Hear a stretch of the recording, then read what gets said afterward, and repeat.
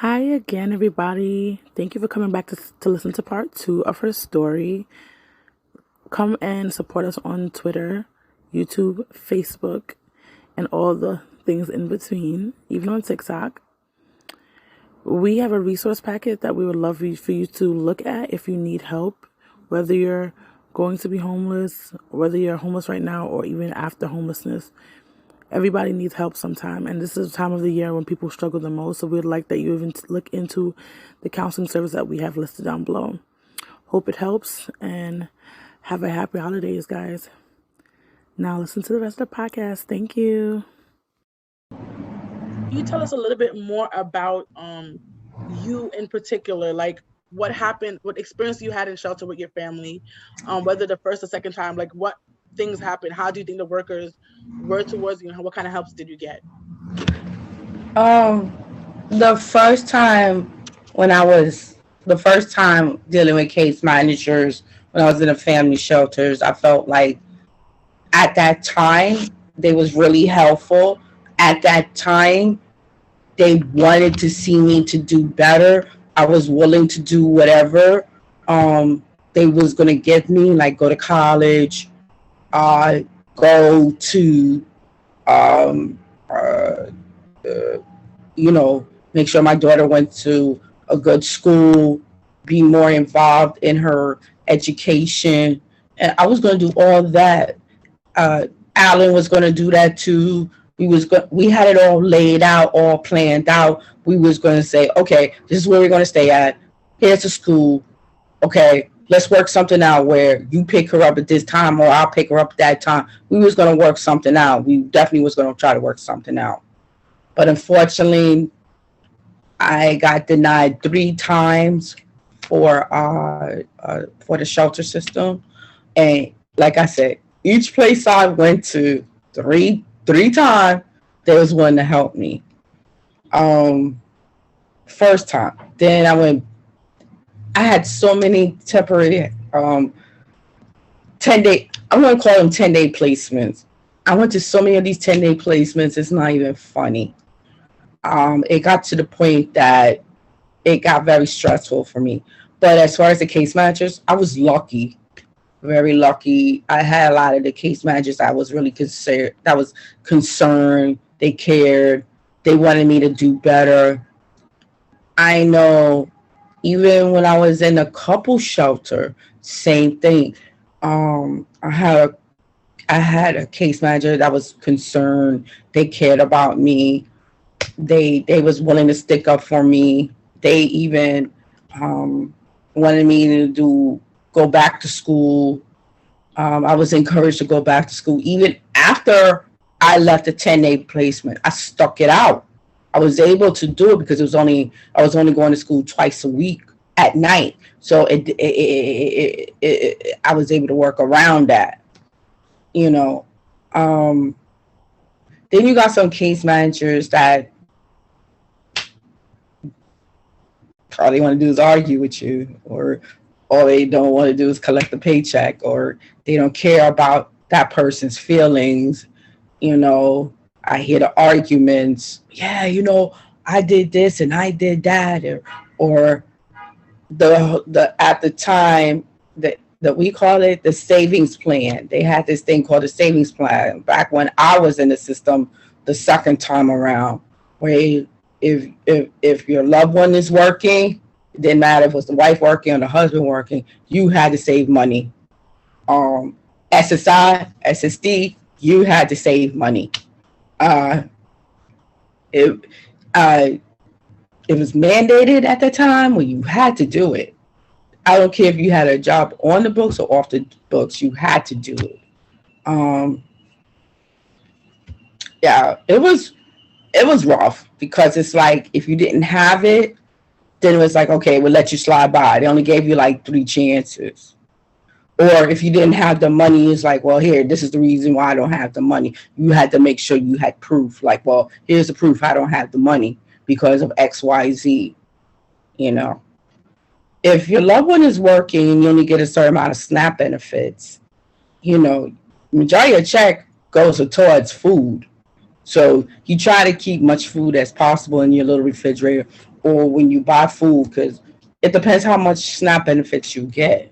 If you live in a non-cooking facility, you're screwed because it's like everything is gone. If you get like two and some change, it's gone within a month or under a month. And then you have to, then it's like, okay, let me make sure I go to the soup kitchens, let me make sure I go to the pantries or whatever I have to do, you know. So the last shelter I stayed at, I had maybe like two case managers. No, one case manager is in the beginning was hard, but then after a while we started getting along. The other two case managers I had, they was really really good, and the first one I had was good. The second one I had was in the beginning was good. Then we had a little falling out, but it was good at the end because we was able to work things out. But the last one I had, she was really really good. Did everything by the book.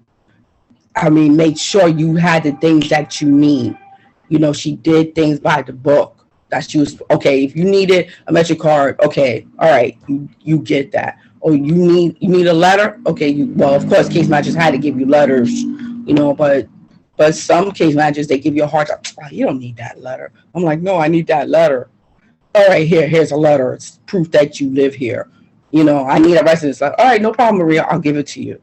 You have to have that. You have to try to build that relationship and say, hi, how you doing? How's your day? Smile. Even though we was in an environment that we stayed there 24 hours, 7 days a week, we still had to, be like, all right, how was your day? All right, let me hear what your husband's doing. All right, he's working. Oh, okay. Well, all right. Every week you see me. Okay, here's a paper. You sign it. All right, I'll see you next week, Maria. All right, no problem. Same time. All right, well, he got to work. All right. So we'll see you at a different time. You have to negotiate sometimes because it depends, you know, that person's schedule as far as working is concerned. You have to compromise and you have to have that relationship with them because sometimes it's like, or sometimes I would have to reach out to them because I was in a situation where I had a case manager and I didn't see her. And after a while, I was like, yo, something just told me I better check. And then finally I was able to see her. And I was like, well, I haven't seen you in a while, blah, blah, blah. I was giving your space. And she's like, oh, it's okay. Because sometimes when you don't hear from the case managers, because it happened to me, and it's like, I better check in to find out what's going on. Okay, I understand the first week. I understand the second week. I understand the third week. After a while, I'm like, something don't feel right. So you had to check in, Another situation happened where the case manager I had, something happened, and I checked in. Oh, the person's not working here no more. It broke my heart because it was like we had a very good relationship. That's another thing. A lot of case managers disappear because either other things come up, they have to take care of their family, or or they found something better. And it's sad. Then you have to go through. Okay, I got to go through another one. You had that relationship, he or she, and it's like they're gone. It's hard. It's really hard just to try to have that relationship with them. It could be what's that word? It could be rocky, but if you just be like, hey, listen, I'm willing to work with you. Let's try to work together, because I was in that situation where I had a case manager. My last case manager I had, mean, ugh. But then after a while, some just said, Maria, you better have a conversation with her. And that's what I did. I started up a conversation, and that's how we became cool with each other. We was really cool with each other, and she respected me for that. And then Alan, he was like, oh, okay. Because after a while, it was like, why is she so mean? We come here in a friendly face. I mean, it's like bad enough the environment we're in where, it's hard. We're in our room, all we could do is pace back and forth in the room, watch television, share the bathroom. Yes, we had to share the bathroom. So we basically had to make sure the bathroom was clean after we use it and stuff like that. That's the hard part about it, is we had to share the bathrooms. That was You had to rough. share a bathroom with other families? Or When just I was an adult family, when I was in a couple shelter, we had to share a bathroom. Some family shelters you had to share a bathroom. If you do overnight, one overnight I did, a couple overnights I did, I had to share the bathroom in a family shelter oh because wow. we did overnights. When you do overnight means if you don't qualify to stay in a placement, by law you have to do it overnight. By law, I've done they overnights and never I had like a whole apartment stay for myself. Like it was huge too. I did it a couple of times. I did it for a week yeah. time because I had to go to work and I couldn't come back in the daytime because it's like I did it the first day. I didn't do anything. I couldn't keep on coming back every day. So I've done overnights, but I never had to share a place with anybody. I got like a little key. If you left the building, you have to give Yeah, the front but door. it depends.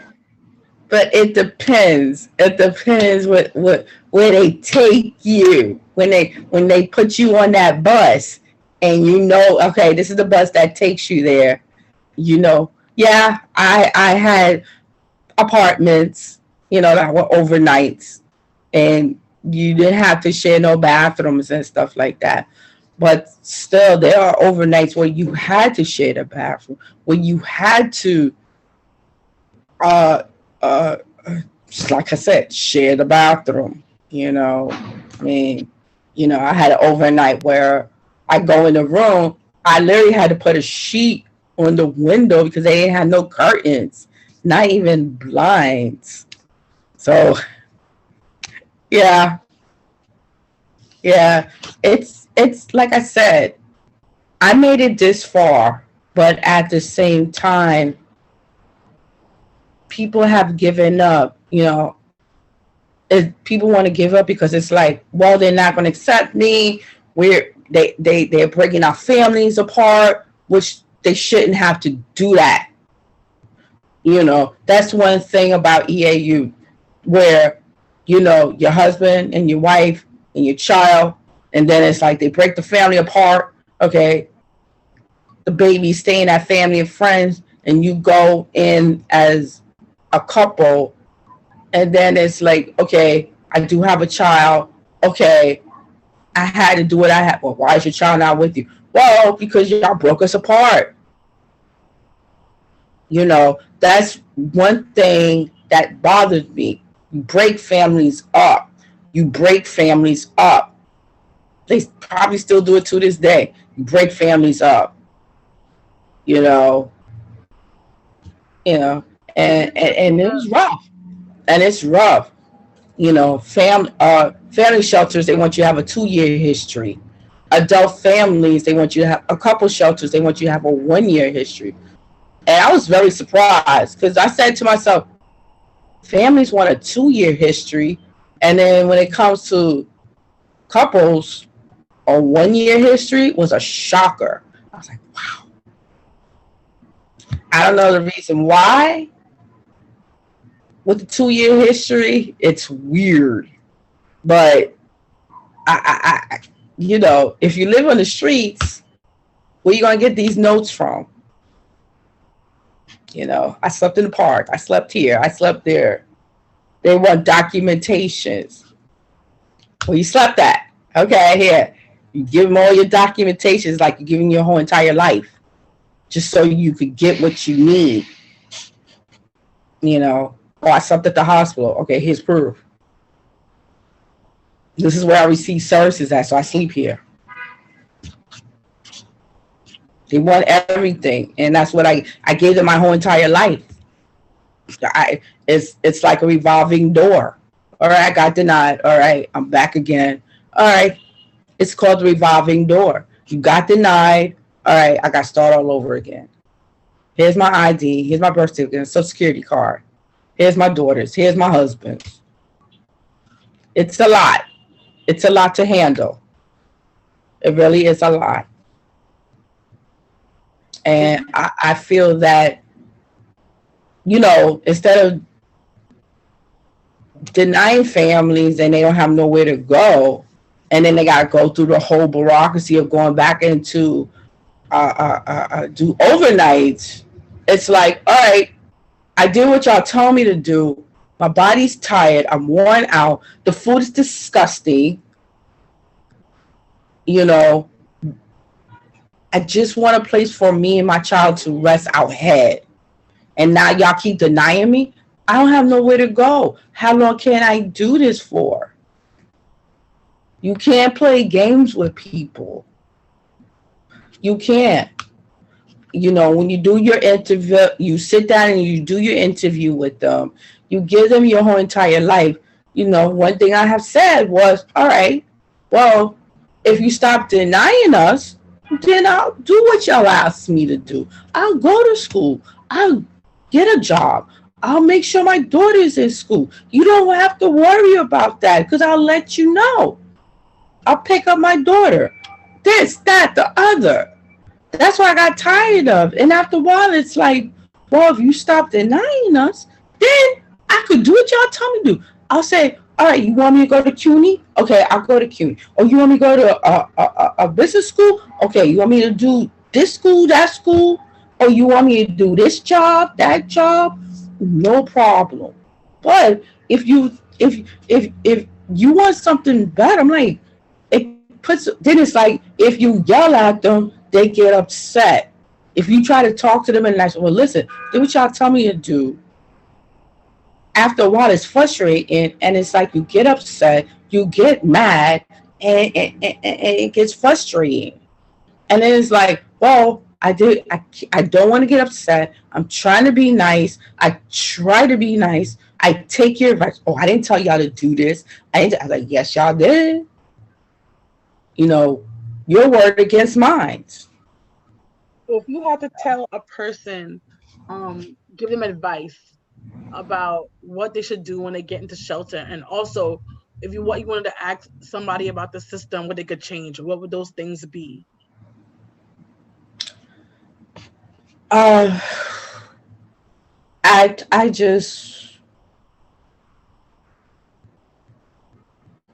think what it is the fact is that when you're dealing with the family shelter and you're trying to get in, it's like they make you go through so much just to get accepted. They make you go through so much that it puts a wear and tear on your body. They make you go through so much, after a while you just want to give up. And you just start crying and breakdowns, because that's what they want to see. They want to break families apart when they shouldn't. That's what they want to see. So it's like, all right, I go in, I do the paperwork, I come in the next day, I see you, I give you my paperwork, then I got denied, rush back the next day to see y'all, go through the paperwork. I said, well, here's more proof. Still get denied. What more? If my name is not, another thing, if my name is not on the lease, I'm considered homeless. So I'm like, well, my name is not on the lease. My name is not on the lease. Well, you're considered homeless. Sorry, you can still go back. How are you going to tell somebody to go back if your name is not on the lease? If you tell me to get all these documents, the best advice for someone that's going through family and couples is to make sure you have all your documentations. Make sure you got your last letters, your letters, your bills, like your old utility bills, your old telephone bill, your cell phone bill that has your address. Just make sure you have all those things, your eviction notice, whatever. Just say, hey, I need a letter. If you got that eviction notice, you shouldn't have no problem. But if you're in a situation where you were staying with just make sure you get a letter from them, notarized, to say, hey, I can't stay here no more. They don't want me here. Here's proof. And then show them the lease of the person that you were staying with if they want to give it to you. That's another thing. The person that you may had stayed with, you don't know if they want to give you their personal information. That's another thing you got to think about too. You know, and they need to take that in consideration. Instead of, this is not enough information. You got to do overnights. So it's like every day, 5 o'clock, I got to go to EAU, get that paper, do the overnights, come back around 8, 9 o'clock in the morning. That's another thing. That was a wear and tear on you. If you gotta do that, if you have to do that every day and you're doing it for months and months and months at a time, it comes to the point it's a wear and tear on you. I know it's a wear and tear on you. Um, just make sure you have all your documentations. Make sure you go to the shelters right away. That same day, or like if you got evicted that same day, try to go there that same day, or in the morning, be like, well, hey, I was able to sleep here. I'm here. Here's my eviction notice. And they have to accept you. They have to go through. They have to make you go through this interview process. Then they do the paperwork. They do the investigations. Um, you know, those investigate. That's another thing. Sometimes those investigators could. All right. I don't know. I don't know. It's when those investigators go by people's homes, and sometimes they could be nice, or they could be very aggressive, or they could be very disrespectful. You know, some of them could be very disrespectful. Some of them could be very nice, or some of them just make a quick phone call. They don't even have to go to your house. They could just make a call. Oh, we did an investigation. We just made a call. I thought you was gonna knock at the person's door. No, we just made a call. I don't know. A lot of things may have changed throughout the years when it comes down to doing investigations and how they go and DHS go. You know, and they just very blunt, and they ask people all these questions when they, oh, did they live there, oh, did they do this, oh, they do that, and after a while it's like, you know I heard horror stories. Yeah, they called and they was asking me all these questions. I was like, god damn. you know I so know. Well, I know in COVID they didn't do a lot of the going from home to home. They did mostly calls. okay. That's the good thing about that. In that, not like COVID, but good thing about taking that policy they had before. I'm not sure if they're back on foot yet. To be honest, I hope not. But because I feel like it take up a lot of time and it can affect about a lot of families and different things like that.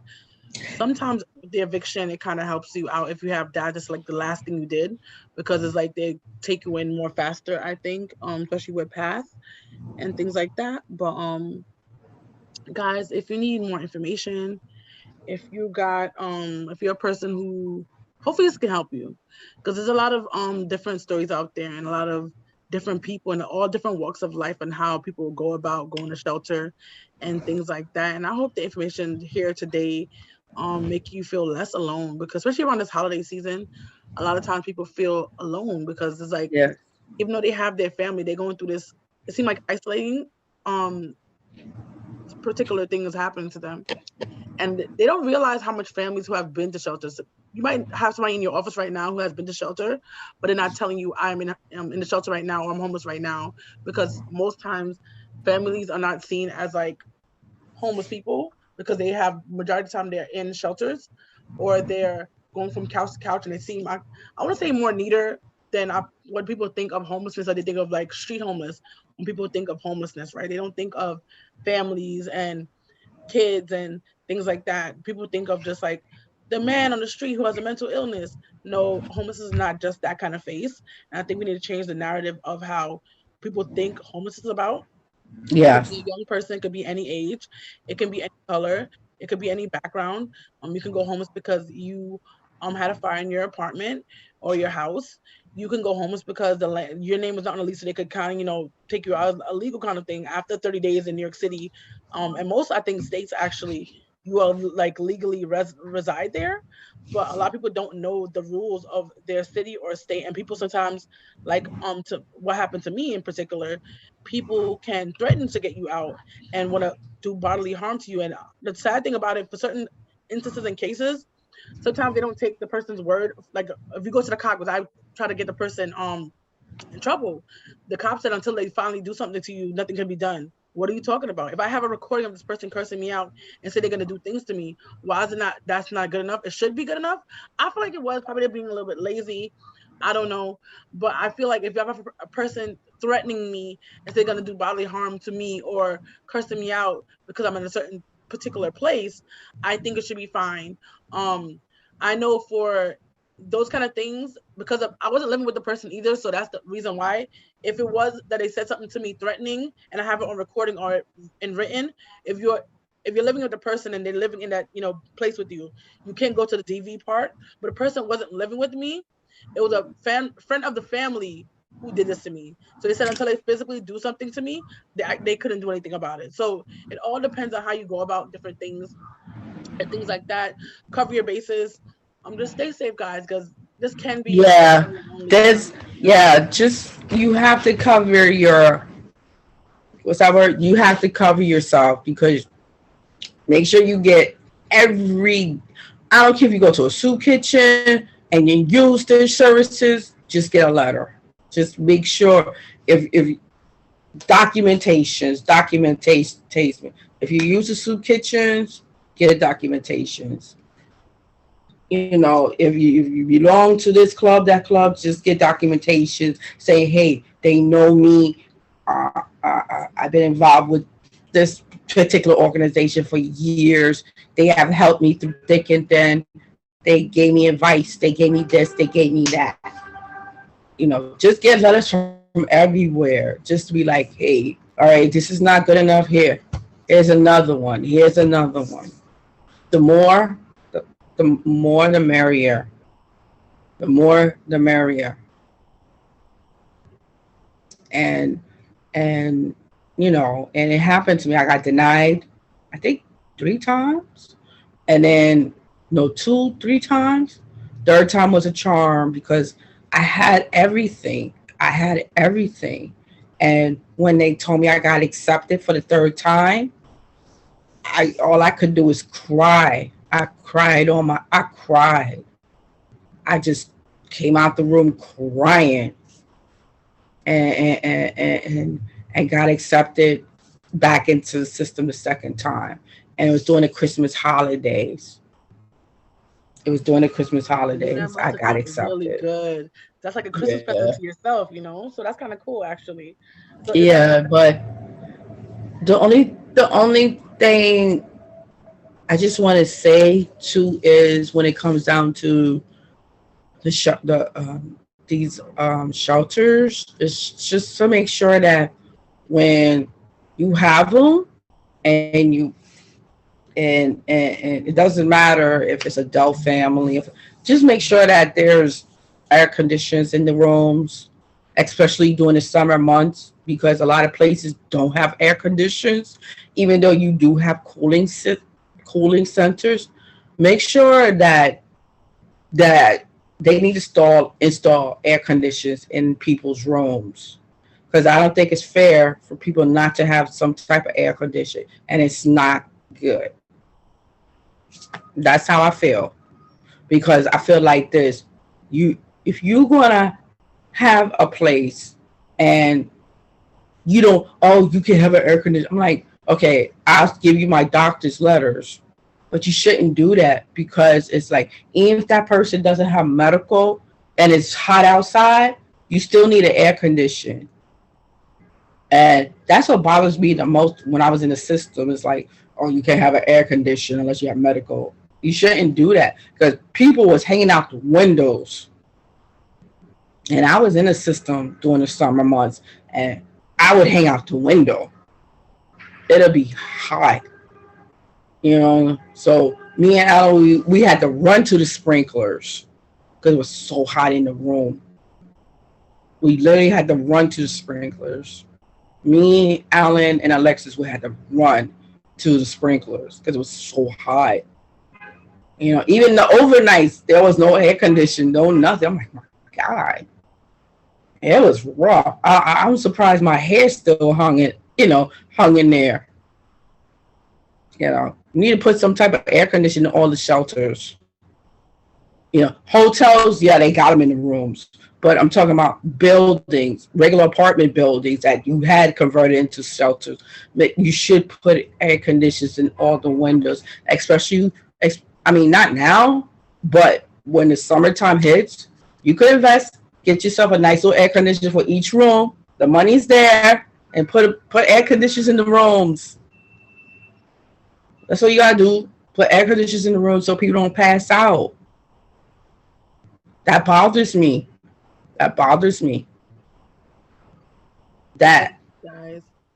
Also, if you don't know, if you have a medical like reason and if the shelter is not going towards like they're not listening to what you got to say, or even religious reasons, because I at first they didn't want to give me permission to go to church and come back at a certain time after the time, which honestly being in church kind of kept me sane. Not It did keep me sane. You can bring a letter from that organization. If you bring a letter from your doctor about your condition and they don't listen about it, call 311, because a lot of these shelters are scared of the city coming in and doing investigations about what they're gonna do. If you got to call 311 a couple of times and make a couple of complaints, do that. If you want to get a couple of you guys in the shelter to do it together, so you can see if more than one person complaining about a certain particular thing, definitely do that. People say don't call 311, da da da da. I've called 311 about different scenarios was happening in my shelter. I had a leaky faucet, they had roaches, different things, and they definitely came as soon as possible. And I Yeah. could tell that the 311 definitely helped because they came in like, what's the problem? Da, da, da. Like you already know what the problem was. I told you weeks ago. It shouldn't have to take me to call 311 to come in and help you with doing your job. Yeah. So Yeah. guys, we have definitely come at to the end of the podcast for this moment. I hope you like her story. I hope you heard her different perspective of how the shelter um is being run in New York City. Her I don't know, she said, but her daughter right now is 19, so that the story is older, but it doesn't matter. The problem is that you can see from her story is that this stuff happened long ago and these problems are still happening now. So yes, things are changing, but it's not changing fast enough from what I see in the system. Things take a very long time to change and we need to take a stop to it, right? So whoever's listening to the podcast right now and who can help to make a change, because if you're listening and not helping to push out a podcast, that's one, or telling your government officials to change things, that's also a problem. So I do see some changes happening in the system. It just need to be a little faster. I think Yes. if we just kind of work a little bit faster on helping families, helping people on the street, helping young people, Yeah. singles, anybody. It doesn't matter what part of the system they fall into. The problem is that they need the help and they need it now. So if you can help push along and get to the people who needs to listen to these podcasts to hear different stories, not just only her stories, anybody's story on our platform, right? And hear their stories and how things are changing, would need to be changed. I mean, please do that. Please help us out. Please, it don't matter what state you're in, because honestly, California has a high homelessness. Like every state has a different particular problem. Yes. Homelessness is everywhere. Honestly, in the world right now. But the thing I can only focus on my country that I'm living in right now at the moment, and I can focus mostly on New York City because that's where I live, and I feel like that's where might have the most pull in that particular thing. So please, anybody who's hearing who can help us make a change in policies, who can help us make a change in people's lives, please help us do that. And yes, things are happening. Like the mayor announced the other day, like I told you earlier in the episode, about getting people off the streets and into places. That's excellent. But we also need to get more funding and more places other than just 80 beds. Yes, we're starting out with that because it's a pilot program. But hopefully next year, well, probably it's going to roll into next year, maybe the year after, we can get more, we can get a whole building. We can hold more than those amount of places, you know what I'm saying? And because it is, a smaller number, and as a single person, that means that was probably a smaller building on top of that. So maybe we can get a bigger building with a whole families next time. We can make the changes if we just put our mind to it and we give proper suggestions. Don't be the person who also says, oh, all these problems. What are your solutions that you're going to give? You can't give us all these problems and you don't have no solution, no idea, no nothing. So why are you talking? Why are you wasting our time? Be the person who could talk, see the problem and help make a change in the problem. But guys, thank you for so much for listening. Thank you for being a part of our Hear Our Voices family. We are growing. And if you can help share us out, follow us on Twitter, follow us on Instagram. If you want to see more things coming out and more job postings, tell us about it. If you want to be a part of the podcast, please DM us on Twitter, on Instagram, and put in the I might be the one reading it. I might not be. I have a team working with me. It's 5 of us all together. We are right now. We are very small, so you could anything what you could put in. We can definitely read it. We can definitely check it out. If you're a person with resources who wants to be on a resource list, if you want to be a part of the podcast so we can tell you more about resources in New York City, or if you have something that works for all the cities, that'll be even better because it could help more people out there who are listening to this podcast. We would love to have you and your information. Anything that can help anybody, any family, a single person, a youth, it doesn't matter. Long as the resource is a resource that can help somebody make a difference in their life, we would love to have you on the podcast. So, guys, check us out on different platforms, and I'll speak to you guys later. Bye. Bye.